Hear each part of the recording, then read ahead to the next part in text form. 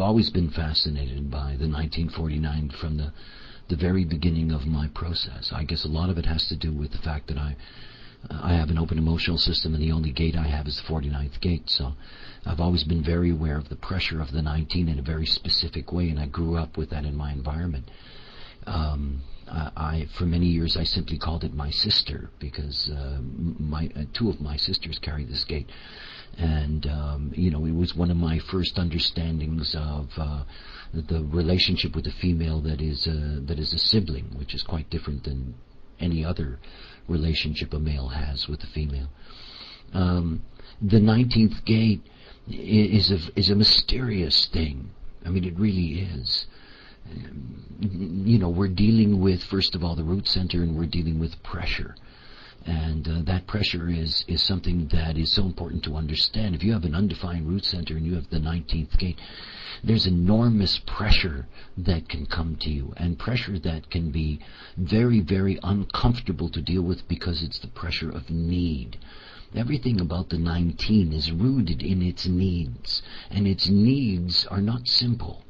I mean, they are cliches, but in no way does that mean that the needs are simple. That is, the need for territory, the need for resources, the need for protection, the need for spirituality, and not even spirituality, but religiosity in that sense, the need for gods in that sense.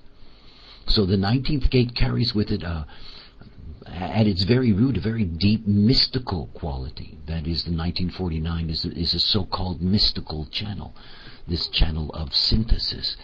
And the mystery of all this, the mysticism of all of this, is ultimately about resources. It's all about resources. When you look at the mirror of the tribal on the emotional side to the tribal on the splenic side, you get to see that the tribe is very, very ambitious on the material plane, and how important it is for it to conquer on the material plane in order to protect the viability of the tribe. It does not mean that when you come over to the emotional side that quality in that sense disappears. So much of what makes the tribe viable is resources. You take away the resources of a tribe, and they immediately dissolve into penury, and they immediately lose their capacity to defend themselves, and they can be very easily subjugated or wiped out.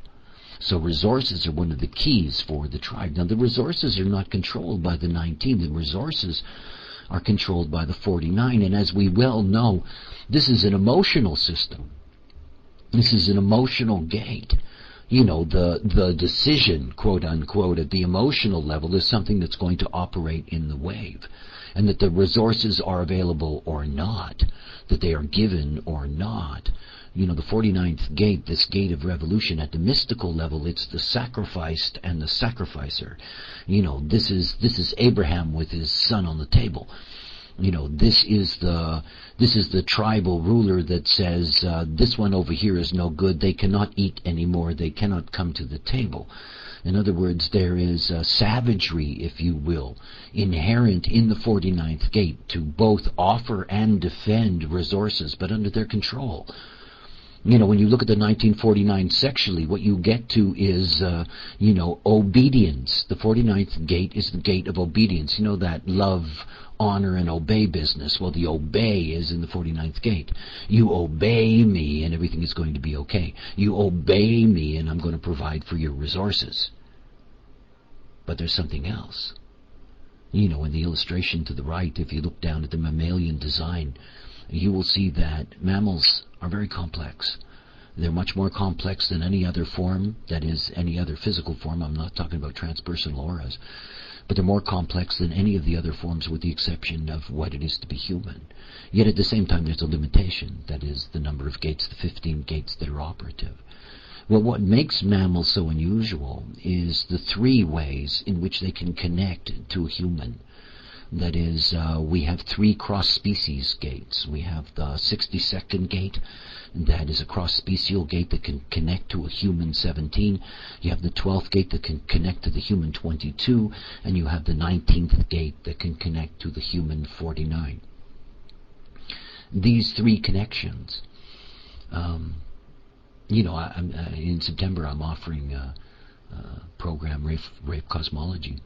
And one of my goals in Rave Cosmology is to make sure that there is a generation of people that deeply understand this mutation that's taking place and have the tools to be able to recognize and support the phenomena that is going to take place, to be guides for people in a time that's going to be very different. In looking at the nature of the 19 to the 49, is to see that this is something that the moment that something goes wrong here, it's not limited to one simple effect. It's almost like what happens when you do something in the environment, that there is this chain reaction of phenomena that are going to be the byproduct of that event. We're going to, and we are moving towards it, and in fact, if you consider the mutative line that is going back to 1781 and coming forward towards 2027, we're a hell of a lot closer to 2027. The fact that mutation is this gradual effort that finally leads to this explosion on the surface, that there is already an enormous amount of deterioration that has taken place in the way in which this channel operates. It's something to realize about mundane interpretations in this day of gates like the 49 and the 19. It's not to say that they don't follow within a generalized framework of how those gates are described, but the actual channel itself does not function in a way that is at all stable. And one of the things that is predicted in that sense by this whole mutative formula is that when we get to 2027, what we're going to get to is that the connection between the 19 and the 49 is going to break down, as the illustration on the right illustrates. In other words, that there is not simply going to be difficulty for the flow of energy to go back and forth, but in fact there is going to be a complete break in the channel itself. And it's something to see that this is going to be one of the most important impacts on what it's going to be like to be both rave and human. The illustration that you're looking at, the one in the one that has the 19 in it, this illustration is one of the circuits in a rave. It's called the octave circuit, and this is one of the foundations of the way in which the rave is going to operate. Humans, on the other hand, because after all, it's not like we're going to go from one thing to the next. When we get to the end of days, quote unquote, there's still going to be many more humans than raves in the world. It's not like this is the end of humanity in 2027 and off come the raves. It isn't going to work like that at all. So humanity is also going to have to deal with the fact that they're going to have to live with this transformation in the design. In other words, post-2027, the children that are going to be born, whether they're going to be born this or that, they're all going to be born with this change in the way in which this channel operates. In fact, no channel anymore. Which means that there is no channel of synthesis anymore. Which means that there is no pressure now whatsoever in that sense. There is no pressure for territory. Do think about that. There is no pressure for resources, none whatsoever. There is no pressure for God at all. In other words, that the fundamental themes that have been operating through the 1949, that have been the basis upon which the tribe has been built, all of that's going to disappear. I mean, all of that is going to disappear. I want to show you a remarkable chart. Gennaro, if you will, if you can put the chart up. This is a chart of the next time that Pluto enters into the 19th gate. Now you will notice that this is going to be on the 24th of February 2028. In fact, if we were looking at the design as well, you would see that Pluto in the design is still in the 41st gate in the 4th line. In other words, this beginning of this new cycle. But this is the moment that Pluto enters into the 19th gate. Now, this is going to be the key in that sense. And one of the things that's so interesting about this particular chart is that you have you're dealing with the left-angle cross of the spirit, and you have the sun in the 55-6, which is the beginning of the entire mutative process. You have the North Node and the 41-1, which is the beginning of a new human experiential process. You have the Mercury and Pluto both conjunct in the 19-1. And you have, in the design itself, you can see that you've got the 1949 and the 59-6 in there. You've got the 55th gate in its opposition, obviously, the 59. But the interesting thing about the 1949 in this particular case, this is when the break is actually going to take place. I mean, the specific time that the break is going to take place in the channel. And one of the things that it's going to leave behind is that it's going to leave behind a lot of fear, and it's going to leave behind humanity that is stuck. And of course, this is really something to understand about the whole potential in that sense of humanity as we head towards this door in 2027. The age of innovation is coming to an end. It wasn't our age. It was brought to us by seven-centered beings. From the moment that we entered into the nine-centered phase, everything about our development, everything about that development has been pointed towards this mutation, not for us, but for the fact that we are the carriers of the potential of the mutation. We are just instruments in the way in which the program, works with the whole, the way the whole evolutionary program is at work. And we have to see that we're entering a gateway that is rapidly approaching us, and a gateway that's going to open up an extraordinary difference in the way in which things are going to operate. I mean, not just simply difference. Oh, by the way, if you look in this chart, you'll see Jupiter in the 6-3, by the way, which is also very interesting. The destruction of old forms, and the destruction of old forms through union, and there is a tremendous amount of selfishness in the 55-6. The 49-3, Pluto in detriment, with general support of savageness and eliminating the old order, they may permanently scar the new. And insensitivity and rejection and rejecting. And of course, everything about this particular moment is that this 1949, that's when it's going to have its swan song. Gennaro, you give me back the other chart, please. This is this is the moment where everything that we understand about the way in which we have developed as a species, we're going to have to deal with vast changes. Not only are we going to have the global cycle change, but we're going to have a physical change within us. Now, of course, for us, it seems more difficult than it will be for those that are simply born with it, because they're born with it and they'll operate with it, and if they can operate correctly, there's no reason why that's going to make any difference to them. But for those of us that are part of the bridge, it is going to be a very odd thing.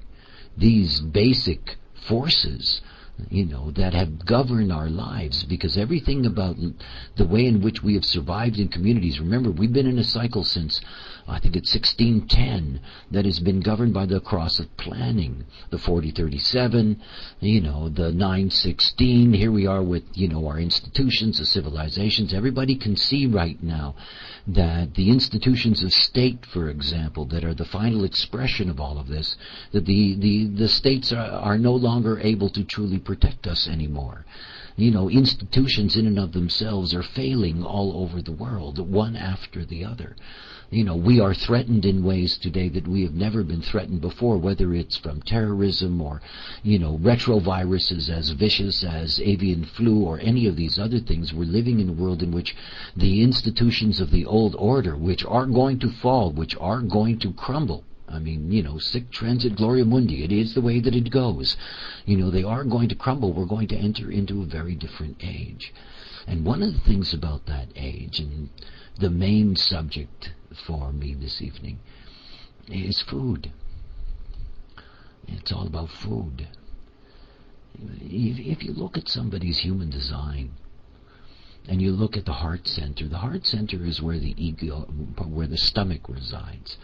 Now the stomach specifically is in the 40th gate. And we have two different ways in which we bring food into our system. One way we bring food into our system is through the 4426.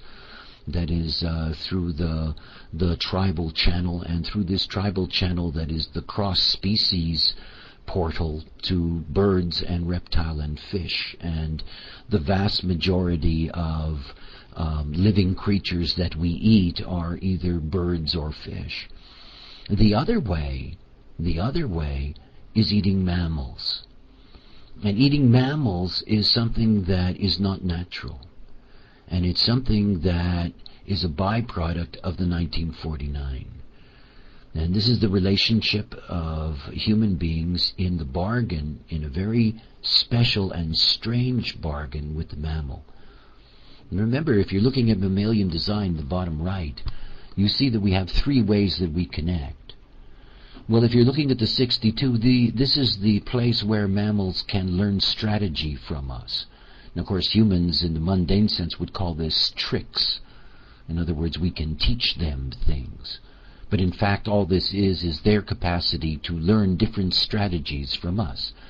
You know, when you're teaching your dog to do a trick to get some food, you know, within their consciousness, remember they do not have a neocortex, within their consciousness they are simply developing a new survival strategy, because that's all it is.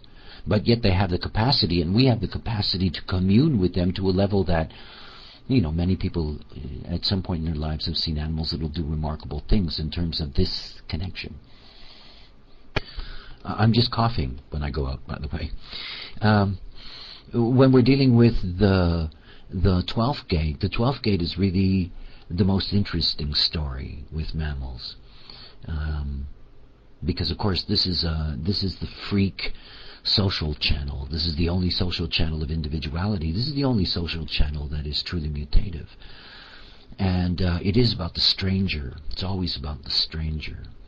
And mammals are endowed with the potential of the 12, but obviously they don't have the 22. And there is an openness, potential openness in humanity that can, in some sense, socially befriend the strange animal. And we have all seen that. Many of us know that in our own lives. An ability to form a bond, a friendship in that sense with a mammal. I always find it interesting, though I've lived with dogs and cats all of my life. I've even lived with a wolf.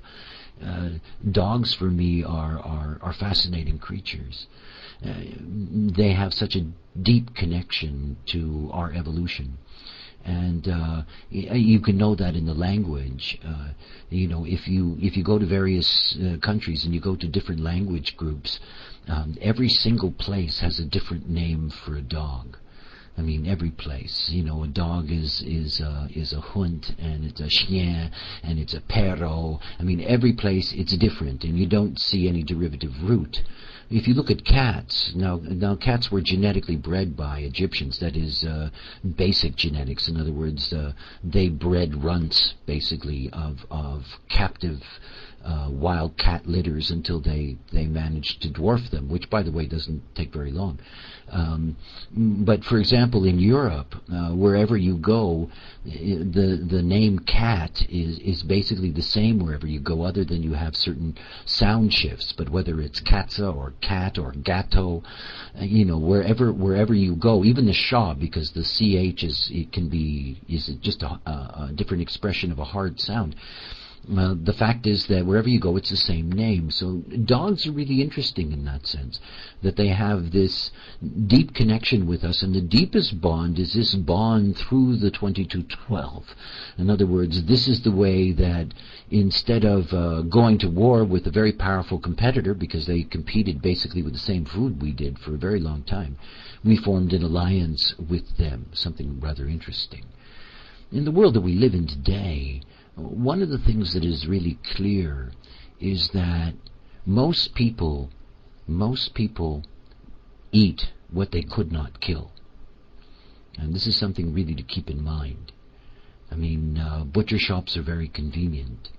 And the eating of meat has become something that is far beyond its original roots, which were mystical ritual. And this is the strange bargain. This is the sacrificer and the sacrificed bargain. This is the ability to befriend a creature and at the same time to be able to domesticate it. And the bargain in some sense is almost, it's almost evil. Take the sheep. The sheep as a 19. And you say to the sheep, in your domesticating way, look here, I'm going to protect you from the wolf and the lion, and you can have all this nice grass to eat, and whenever you bear your young, I'm going to take most of them and eat them. That's the bargain. And it's the bargain that resulted in us exalting all these creatures. Every time we ate one, we mystified it and spiritualized it. So, the cow that we slaughter becomes Taurus, the bull, and we honor it in the sky, and on and on and on.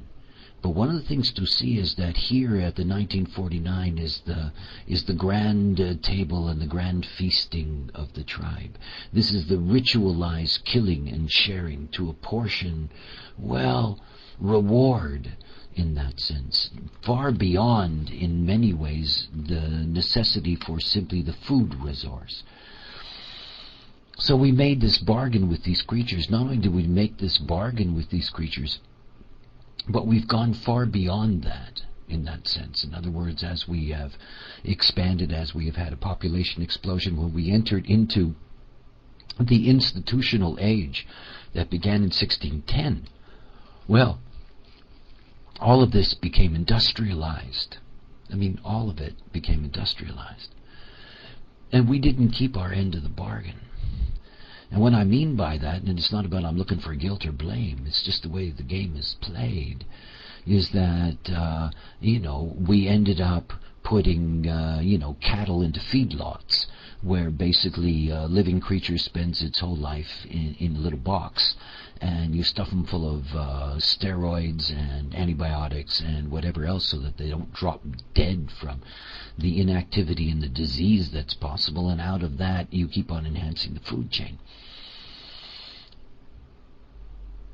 We have a real dilemma, and the dilemma is that when it comes to this particular moment, when we get Pluto entering into the 19th gate, as we've entered into the new mutative stage, one of the things to recognize is that mammals are not going to be available for domestication in the same way.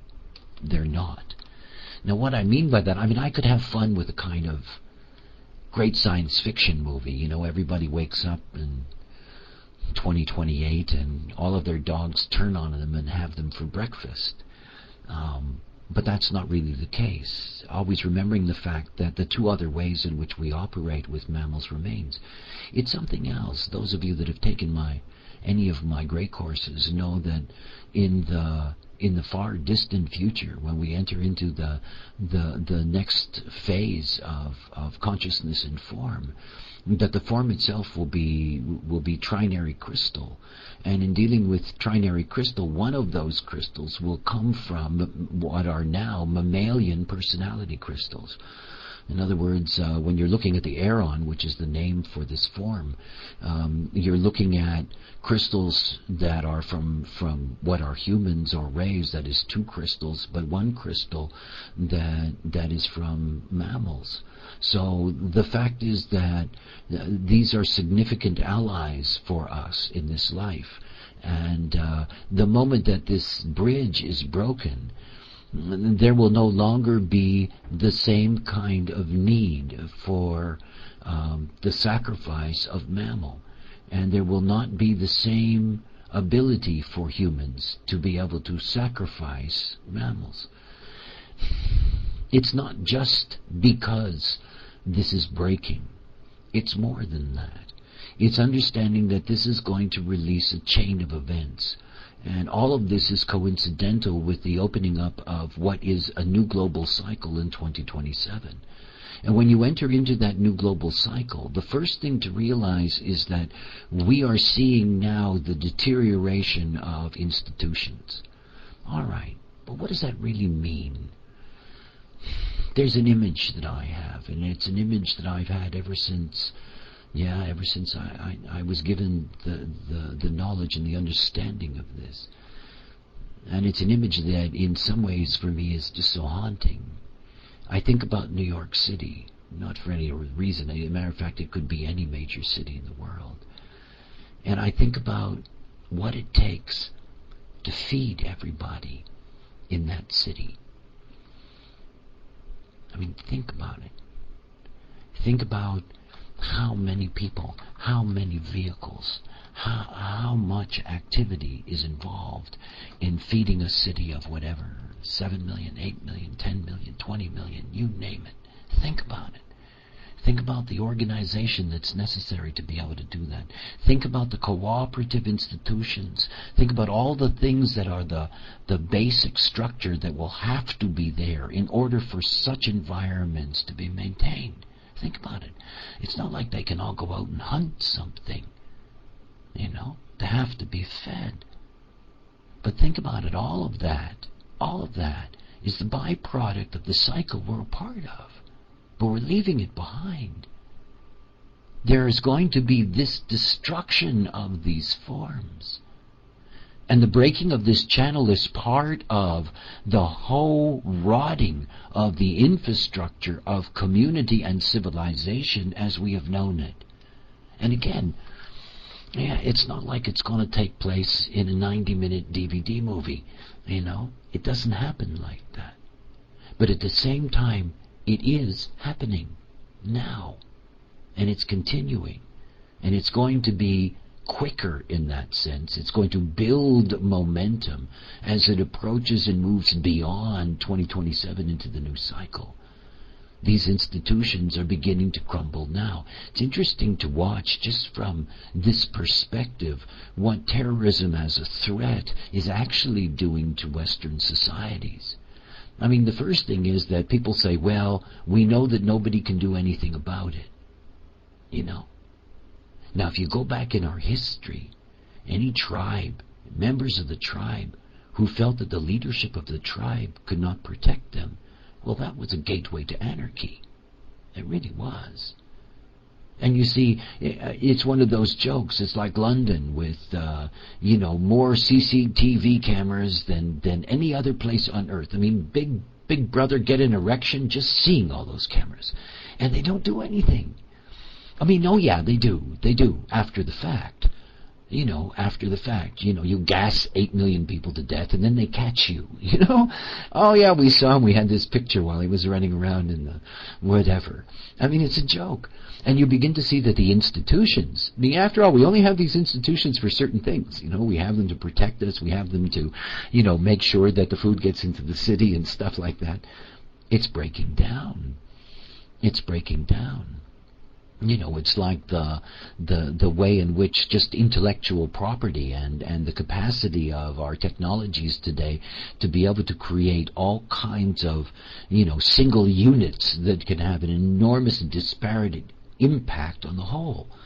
Everything is changing, and these institutions are not going to be able to withstand it. When we enter into the new cycle, remember, we're still in the cross of planning. I mean, we're still there. It's still lingering. It's still holding these things together. But it can't. It's like avian flu. And yeah, I go on and on about it, but it's really quite something. There's nothing anybody's going to be able to do. I mean, really. The more I look at it, the more clear it is to me that it's just bloody inevitable. By the way, there's a nice thing in tomorrow's update, because the next update's out. I put in a whole collection of my avian flu audios into a single download that can be downloaded for free. So check that out if you're interested. But I mean, these institutions can't do anything about it. Don't have enough power, don't have enough money. We're dealing with a phenomena that I read today that it is now infected birds in Russia. I mean, slowly but surely it's beginning to bring its presence to the whole planet. Our institutions are falling apart. So we enter into 2027. When you enter into 2027, there suddenly you enter into a phase, where you're dealing with so much individuality and selfishness as a theme. There's a real breakdown. And the moment that 19 breaks down, remember something about the 19th gate, that it may be needy, and it may want all these basic resources, but at the very, very core of that 19th gate, is a deep, deep quality that is there that powers the whole bargain of human beings with each other. It is the source of support. And support is being stripped away in that sense. And it's being stripped away from, that whole tribal process of, controlling resources and bargaining with each other and making all of these deals that have built our institutions. They're going to fall apart. Not only are they going to fall apart, but we have the phenomena of the mutation as it's going to impact the 59th gate. Remember, the 59th gate is the polarity of the 55. And of course, the polarity, the mirror of it, is going to be impacted. We're going to have a very radical impact on our capacity to be able to reproduce. And it's also going to change the way in which we relate to the other. So when we're talking about the 19 and we're talking about the breakdown of this particular channel, it's so important to see that, there are so many different effects that are going to take place. Rave children will never eat meat. Never. And it's not like they're going to be intellectual vegetarians. They would never eat meat. They're not designed to eat meat. They would not in any way pay any attention to it. That is not going to be in their diet. And for humanity, those of us who have experienced the eating of meat, those, and there will be many as we move through the phase. I mean, after all, we're talking about 2027.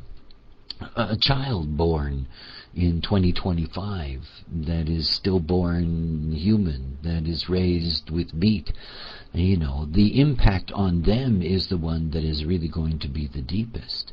Because you see, this is something that is simply going to happen less and less and less. The other thing is that the moment that Pluto enters into the 19th gate, that the meat food supply is going to become contaminated. And I don't mean by BSC, which is something that has been impacted ever since we had the Uranus-Neptune defining of the 1949 that happened a number of years ago. The fact is that the Pluto coming to the 19, this will really bring a plague in that sense to what is the mammalian food chain. And not so much that it'll kill them. I think there's a deep revenge in all of that. But I think that there is something that is going to happen in terms of their chemistry that is going to create problems. Remember, we're going to have to, the children born after 2027 are going to have to live with dysfunction because of the missing 1949. And, they're going to have a real dilemma in terms of meeting. The other thing is that it's going to be devastating to the population. Doesn't it make you smile? By the way, my description of all this, I know that it sounds rather dark. I honestly don't see it that way. Because it's clear to me that my perspective over here has nothing to do with it's like to be born to an era, to be born to a time, to be born in the right place. I'm just an observer on the outside who's been given a magical lens to look and see. But it's also obvious to me that any judgment, any kind of illusion that I truly can understand whether that's going to be an interesting or not time, a good time, a bad time, I don't really think that that's the point. I assume that, like in all times, correctness, wherever it may be, is going to get what is exactly proper in that sense for fulfillment of purpose in whatever time it may be. But certainly from our configuration where we have had a blessed time where the fulfillment of our innovative potential has been reached, that we have a false sense of the continuation of this kind of security and freedom. And for us to lose it, to have it threatened, obviously that's not something that any of us are particularly interested in and would not see in any other light. But I assume that for both human and rave, to be in the next stage and to be correct as oneself will be as full of light as any time. But from over here, looking that way, yeah, it does look dark. I'd like you to think about the 19th gate now as a pressure, and to think about the fact that the way in which our tribal bonds operate, first of all, for example, that the 1949 is the basis upon which we get married. In other words, this is the whole courtship process. This is the whole seeking out a mate in order to find security in life. This is the very basis upon which the tribe is built. Here, in its movement to the 4037, we have the result of that. We have the contract. We have the basic family contract, the bargain between the male and the female in their process of creating life and supporting it and all of those things. And everything about this tribal aspect that runs through the emotional system, that all of this is rooted in this deep need for the other, the need for the support of the other, and through this need, which ultimately is a mutual need, then the resulting byproduct, which is the communities that have been the bedrock of how our civilization has grown. So everything about the 19th gate is that it provides the pressure for this phenomena. The 19th gate is the pressure to see the interrelatedness of all things. Think about that just to begin with. In other words, to see the interrelatedness of all things is no longer going to be tribal. As a matter of fact, it's going to operate collectively. The only way that the 19th gate will ever be able to operate in any way is that it can operate as an adjective to another definition. In other words, it can operate through a defined root center by simply bringing its qualities to that center, but never being actually the defining force of it, never being the verb, only being limited to being an adjective. In other words, the 19th gate has lost its verb status.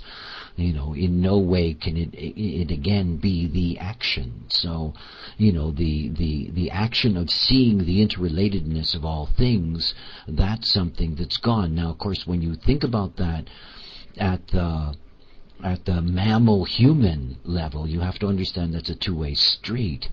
In other words, the mammalian recognition that, because the 1949 is to humans and mammals what the 4037 is to humans. In other words, it's another bargain. It is a bargain. We'll protect you for a certain amount of time, but then we're going to eat you, that bargain. And in not being able to see the interrelatedness, and most human beings are not able to see that interrelatedness anyway. They're too distant from it. But that no longer is going to be a mechanism for the tribe to work with. Now think about the lines. I mean, each one of these lines carry a very special quality.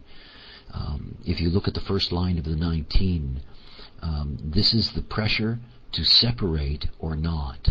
It's the pressure to separate or not. And that no longer is going to be a force that is driving the tribe.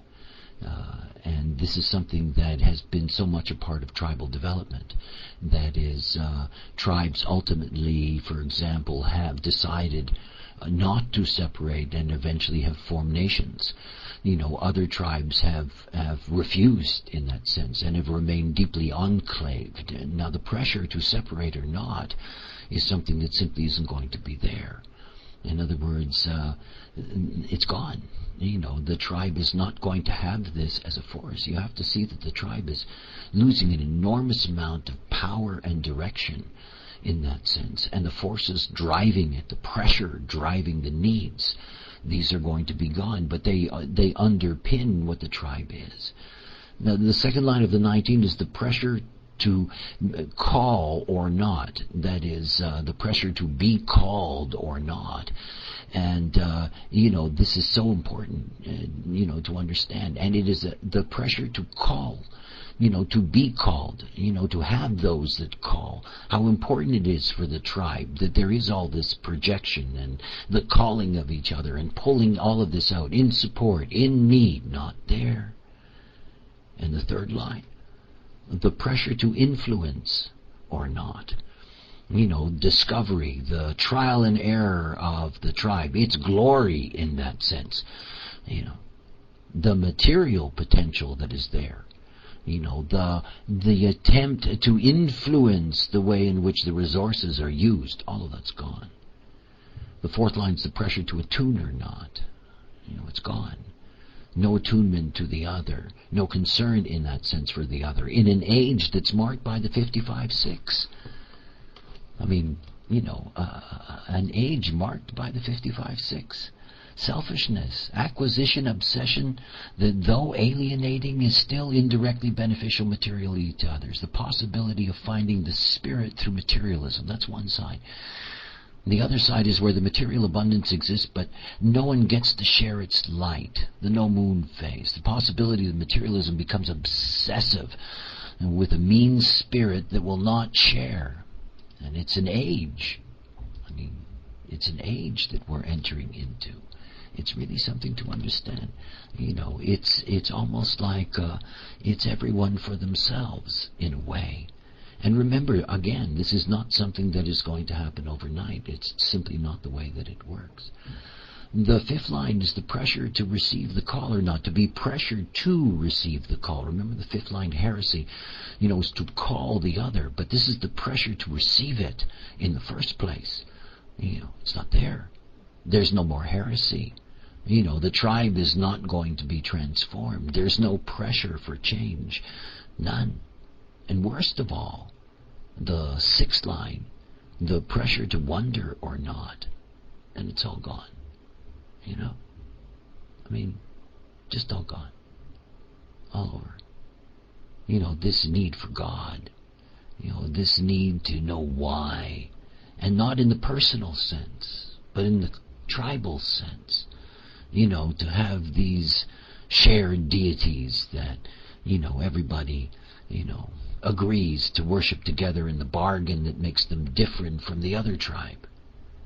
Well, we can see all around us that the breaking up of the 1949, that the result that you see of this in the world is this enormous fundamentalism. And again, when I say that, it's too easy to just associate that with Islam. I'm talking about religious fundamentalism. Wherever you look at any major religion in the world, there's this huge fundamentalist movement that's there in all of these faiths. All of them. It's falling apart. They're institutions too. And they're institutions that are very much a part of this whole order. And how easy it's been for them in this institutional age. But the fact is that it's coming to an end. It's so interesting to watch the attempts by moderate Muslims to make statements about, what Islam really is, while the religion is being hijacked by fundamentalists. And you can really see that the institutions don't have any power. The fatwas of the moderates have absolutely no impact whatsoever on these beings. None. All of this is breaking down. And see, when the 19 is no longer a force in our lives, the lives that we understand, the mechanisms we understand, the society, the way it's built that we understand, all of this is something that is simply just going to crumble. And one of the most interesting things out of this is what that means for humanity sexually. Because not only are we going to have to deal with the fact that the mutation in the 55 is also a mutation in the 59, and that it's going to become even more difficult, as most people who look into fertility know that we're already dealing with an enormous crash in the capacity of humanity to reproduce itself, that we are as a whole less and less fertile, and we're moving towards this window in which fertility is really a door that is closing in that sense. Not that it will close completely, it won't, there's not enough time for that. But the reality is that not only is it going to change the level of fertility in humanity, but it also means that it's going to deeply impact on our bond with the other. Remember something about the 59th gate as we understand it. The 59th gate is a genetic roll gate.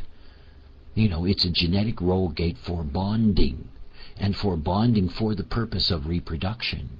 Now that 59th gate is going to change. So that genetic roll gate, something is going to radically change within that, because it is not going to be about reproduction at all. And it means that the nature of our relationship with the other, which is a relationship that is rooted on genetic difference, that the very mechanism that pulls us to be attracted to those that are the most conditioning forces for us, that's something that's actually going to disappear. It's very interesting.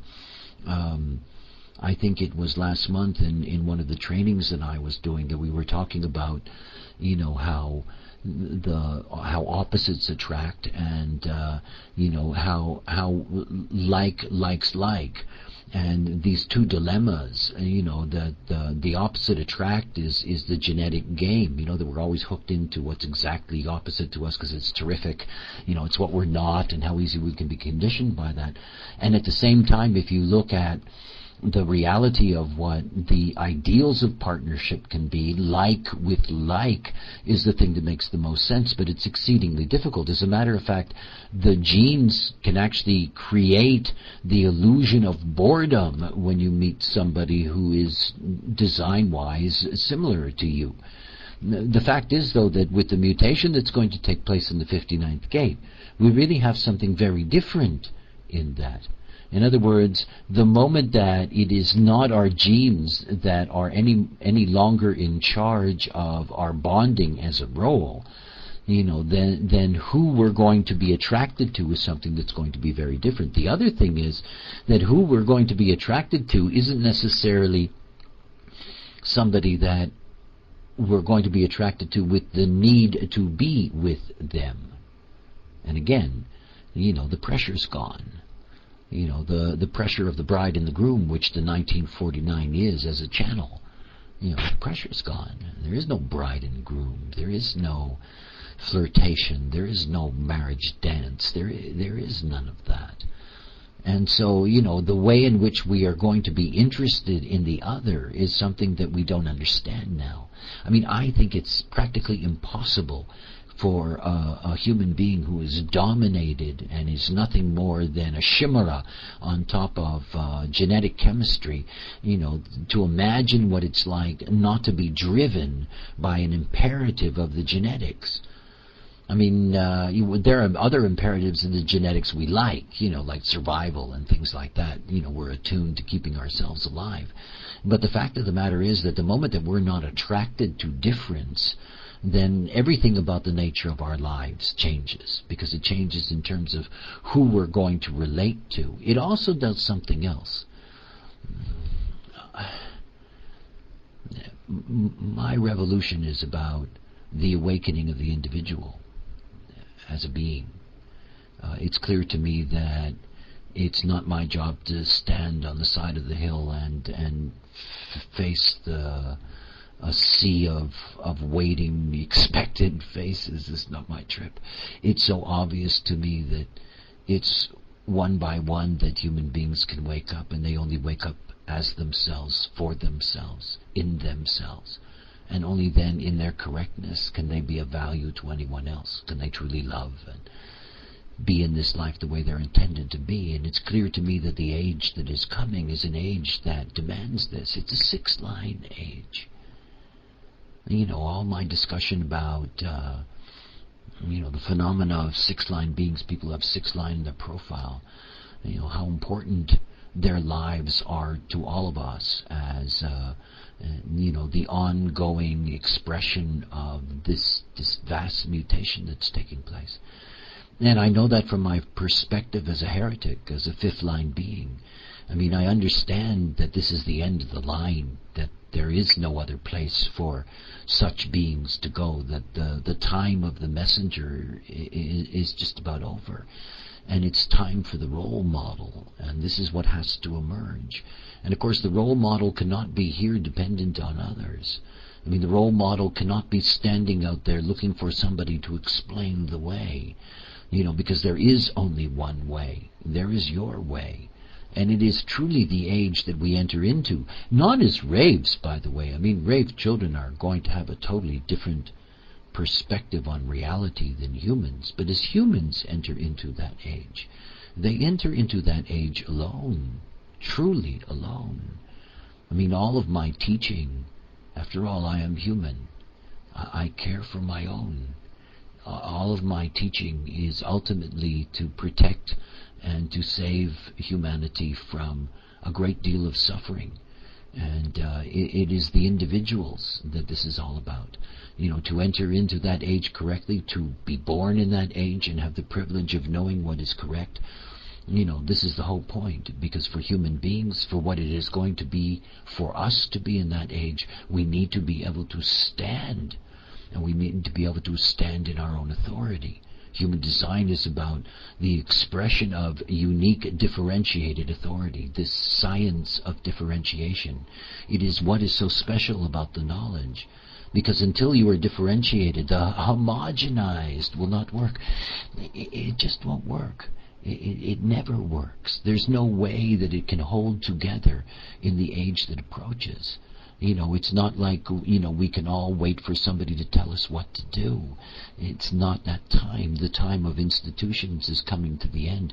The time of all of these control mechanisms and all of these signs on the streets and all of this information that you receive that tells you this and that, all of that is slowly but surely going to deteriorate. And there is nothing, by the way, that's going to stop that. It's the wheel turning. The significance is that if you enter into that age equipped as a role model, because this is what it's all about, and the role model is nothing more than a correct example of itself. That is what it's all about. It is simply to be a correct example of oneself. And as we approach this age, this is why the knowledge emerged when it did. This is the time that it's possible to teach this. And the thing that gives it such power is that I teach it before and not after. It's been that way ever since the first day I started to teach and I told people neutrinos had mass. I teach what is going to be there before it's recognized. This is the beauty of this knowledge and its patterns. The force of what is being taught today in human design, wherever it's being taught in the world, its great legitimacy will actually come in that time. Because all the signposts are being laid out. It's all there. And the thing that's so important is that we get to that point where there is enough strength in the knowledge and in its numbers to be able to provide humanity with the tools it needs. It's going to be an enormous change of age. There's something else just to ponder. Thinking about profile. Most of you know I'm a 5'1", and it was so interesting for me. When I was 12 years old, we were still living in the second line phase of the global cycle, and they go retrograde.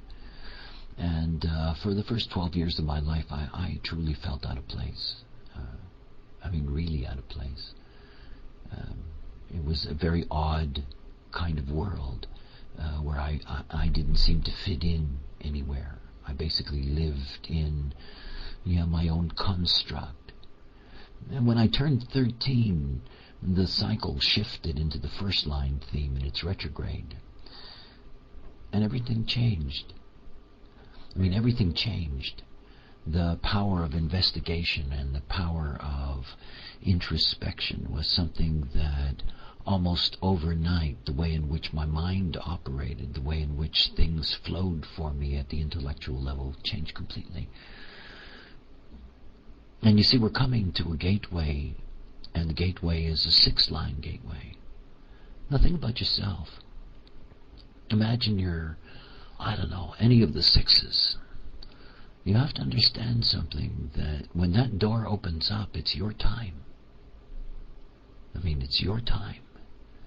It's really the time to be attuned, particularly for those who have the 6-line personality, because after all, it's who you think of as yourself. And you enter into that time, and suddenly you find that you're back in your place. And you see all the 6-line beings, the ones that we share this knowledge with, the ones that I teach about what it means to go through all these various phases, how important this mutation is to understand we're going to live in a time where this is the demand of the cycle. That it's a 6-line demand. That you must be a role model. If you're not a role model of yourself, there is no one that is going to be able to protect you. There is no institution that is going to be able to protect you. There is no bond in the support mechanism of the tribe that is going to be able to protect you. Not at all. Not at all. See, where the rave will enter into a conscious penta awareness that will place them in, will change the way in which they view the environment. View has so much to do with it. I don't know how many of you listen to Jovian Radio, but I've been doing what's a fascinating series for me, which is looking at all of the nodes and seeing them as environments. And, when you look at all 32 of them, that is the 32 polarities in the wheel seen as nodes, you begin to see something very basic, that, there's 32 perspectives on how we see the world. And it really means that so often the way in which we look at the world and the way in which the person beside us looks at the world is so different, even when we're looking in the same direction. We have all these perspectives. When you're dealing with the conscious penta, you're going to deal with something that has an expanded perspective. In other words, they're going to be able to see many more things in terms of the world around them, going to be much more sensitive and in tune to their environment. But on the other hand, humans are going to be limited to their frame. And one of the things to understand about your perspective in this life is that as a role model, you have to operate correctly within that perspective. The survival rate going forward, what is going to cost the most, is need. Need is something that there just will not be any answer to it. You're not going to be able to get down on your knees and pray to God to save your life, because it's just not going to be there.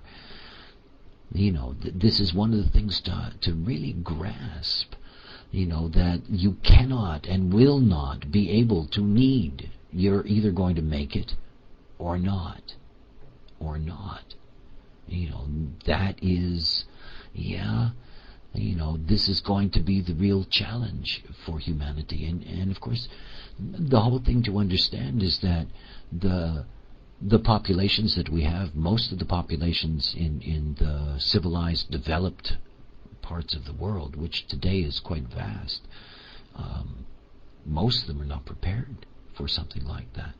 We are all addicted to our institutions. We are addicted to and are caught up in the phenomena of going to the local store and assuming that there is going to be food there.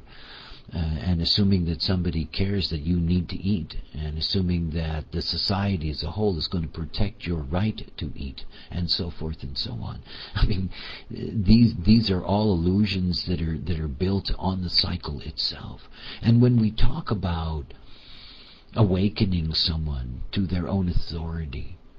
I really want you to understand this not as some kind of spiritual success, but to recognize that we have provided them with what our intelligence has always been here to do, to provide us with strategies for survival. For survival. You know, this is the magic of the neocortex, the complexity of its strategies, how profound it can be in its search for the right strategy. And the reality is that, in opening somebody up to their own unique authority, you are bringing the key to survival in the next stage. I think many of you must recognize that to be your own authority in this age is, at least from the outside perspective, either nuts, heretical, is it really possible? It's like when you first tell somebody who's a generator, that they have to respond, and only when they respond, is everything going to come to them, and blah, blah, blah. I mean, you have to see that within the kind of environment that we are conditioned to, that unique authority is a threat. It's a threat, after all. It's a threat to anyone who claims false authority, claims communal authority, claims legal authority, all of these authorities that are out there.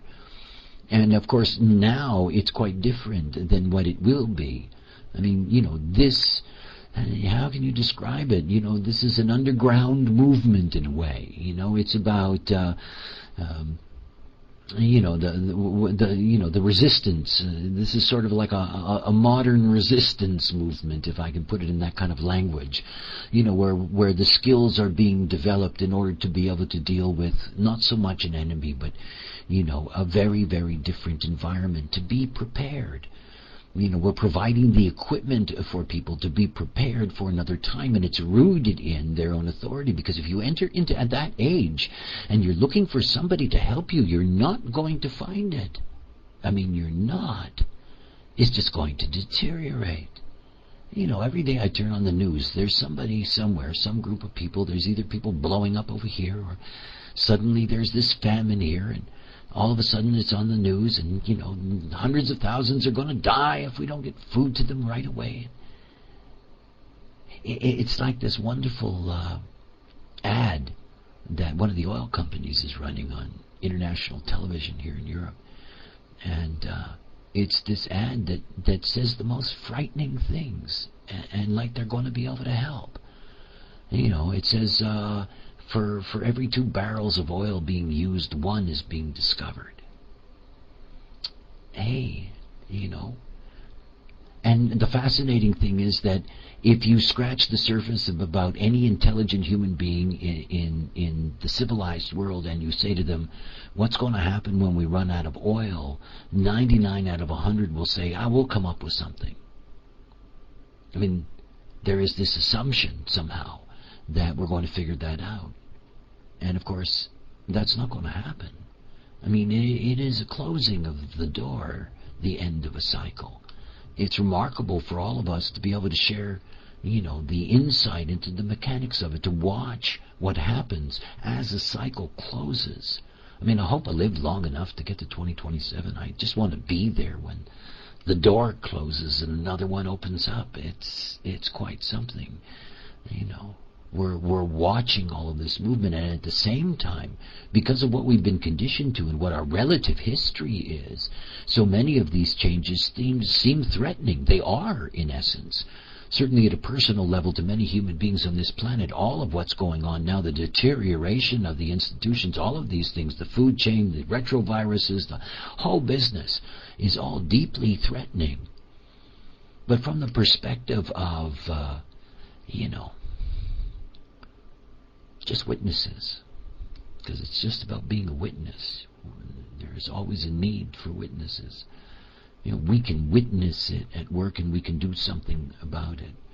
And every time that you empower somebody, every time you provide somebody with access to this knowledge, remember what you're really giving them. And it's not so much just their lives of their children, of the generation that will follow, that they have the equipment, that they have a technique They have a technique to be able to operate on their own and have a reliable authority in a time where that's the only authority that will help them. And you see, this is what we're here for. I mean, we are approaching, a window towards the end. And you have to see that us humans, we have a long way to go yet to fulfill this potential. And if you're just waiting for, the light to penetrate down the fractal line, you realize right away that that's going to be an impossible thing. But the fates, the forces, the gods, the program, whatever you want to call it, they're running the show. And in running the show, they're turning the wheel. And in turning the wheel, they're going to enforce this upon all of us. Everyone is going to deal with this, and there's going to be a real decimating of the population. There's going to be, there are going to be results to all of this that are not pleasant. It's a new age. And, things are going to be very different.